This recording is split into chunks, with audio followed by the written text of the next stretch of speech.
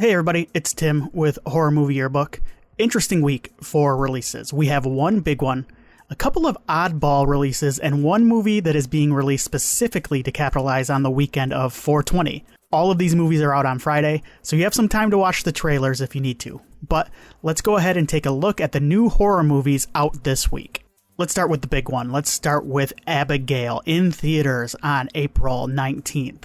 After a group of criminals kidnap the ballerina daughter of a powerful underworld figure, they retreat to an isolated mansion, unaware that they're locked inside with no normal little girl. This is directed by Matt Bettinelli and Olpen Tyler Gillette, the Radio Silence guys, written by Guy Busick and Steven Shields, starring Dan Stevens, Catherine Newton, Giancarlo Esposito, Melissa Barrera, Kevin Durant, Angus Cloud. I have been looking forward to this for a while. I like Radio Silence. I was actually a little excited when I saw they left Scream 7, and now I'm definitely more excited for them with everything that went on behind the scenes with that movie. But I wasn't excited because I disliked their Scream movies. I quite liked both of them. I was just happy to see them do something away from the franchise again, as I'm a huge fan of their movie Ready or Not. It's probably my favorite of their works if I think about it. I also love the Universal monsters, and with this being a kinda sorta reimagining of Dracula's Daughter, my favorite Dracula movie, by the way, I have had this one circled on the calendar for a long time. I watched the first trailer for this, and then I ducked out. I decided to skip the rest of the promotional materials that have come out since, as I was sold. I was probably sold when it was announced, if I'm being honest, but the first trailer really cemented things. As of this recording, the early reviews on Rotten Tomatoes have been positive, 11 fresh, 2 rotten, so it's still a pretty small sample size. Michael Gingold from Rue Morgue singled out the lead performance from Alicia Weir, saying, "The standout is Weir, commanding the screen despite her small stature and effortlessly switching from apparently helpless, terrified child to a savage predator with a mordant sense of humor." So there we go. I liked the trailers, I like the cast, I like the directors, and I'm really looking forward to Abigail out in theaters this Friday.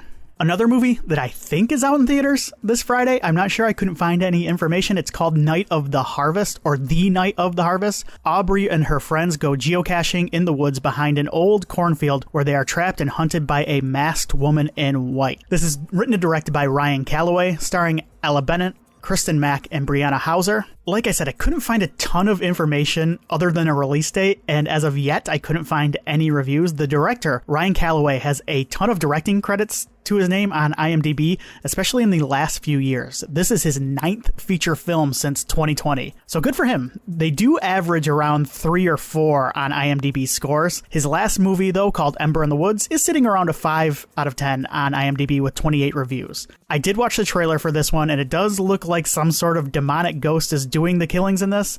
That's what the woman in white is. She has a big scythe. I think that's what it's called. The big hook thing that clears the cornfields. A scythe, right? Maybe I'm pronouncing it wrong. I'm not good with pronunciation. Anybody who's listened to me knows that. You can watch the trailer too. It's online. And then you can decide if this movie is something that you would like to watch on April 19th. On VOD in theaters somewhere. The Night of the Harvest. Let's stay in theaters on April 19th. This isn't a horror movie, but it has a cryptid in it, and it's a slow week, so we're talking about it. This is Sasquatch Sunset. A year in the life of a unique family. It captures the daily life of the Sasquatch with a level of detail and rigor that is simply unforgettable. This is directed by David and Nathan Zellner, written by David Zellner, starring Jesse Eisenberg, Riley Keough, Christoph Zedek-Dennett.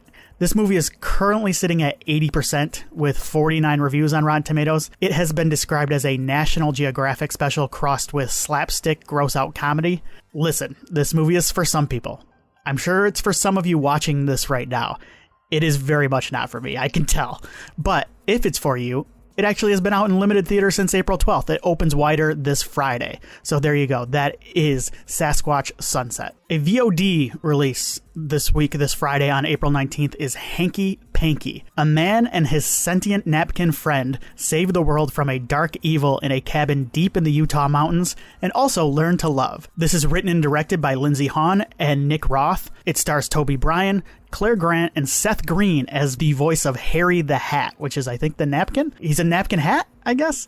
I don't know. I didn't get a chance to watch the trailer. I just learned of this movie being released this morning. So here we go. Lindsey Hawn and Nick Roth are a pair of indie actors and filmmakers who have worked together for a while. They created a web series called Nick and Lindsay in the Morning Show. And Lindsey Hawn starred in a movie from the aughts that I have an unexplainable soft spot for called Shrooms. And speaking of drugs, this movie is very strategically set to be released around 420, with the filmmakers saying that they were hoping to capture the energy of movies like Wet Hot American Summer and Caddyshack, all while making a movie in the blood and puppets subgenre. I'm thinking movies like Bad Milo or Meet the Feebles.